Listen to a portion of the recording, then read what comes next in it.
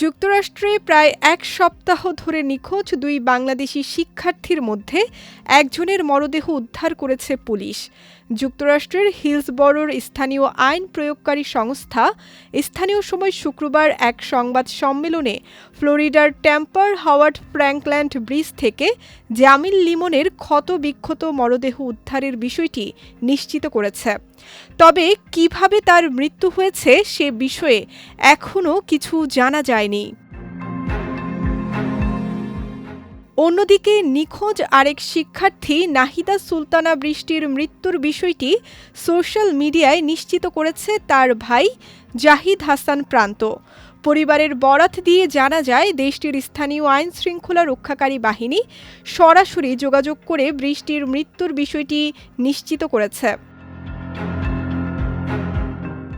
South Florida university police জানিয়েছে, সন্দেহভাজনের বাসা থেকে উদ্ধার করা রক্তাক্ত অবস্থায় মানবদেহের একটি অংশের ডিএনএ পরীক্ষায় সেটি নাহিদা বৃষ্টির বলে নিশ্চিত হওয়া গেছে। তবে তার মরদেহের সম্পূর্ণ অংশ উদ্ধার করা সম্ভব হবে কিনা সে বিষয়ে এখনও নিশ্চিত করে কিছু জানায়নি মার্কিন পুলিশ। পুলিশ আরও জানায়, সর্বশেষ গত ১৬ এপ্রিল জামিল লিমনের ট্যাম্পার বাসায় বৃষ্টিকে দেখা যায়। এরপর থেকেই তিনি নিখোঁজ ছিলেন। এ ঘটনায় লিমনের রুমমেট হিশাম সালেহ আবুগার বিয়েকে গ্রেফতার করেছে পুলিশ। পরে তার বাসা থেকেই বৃষ্টির দেহাংশের নমুনা সংগ্রহ করা হয়। এ জোড়া হত্যাকাণ্ডের পেছনে কী উদ্দেশ্য কাজ করেছে তা এখনও স্পষ্ট নয়।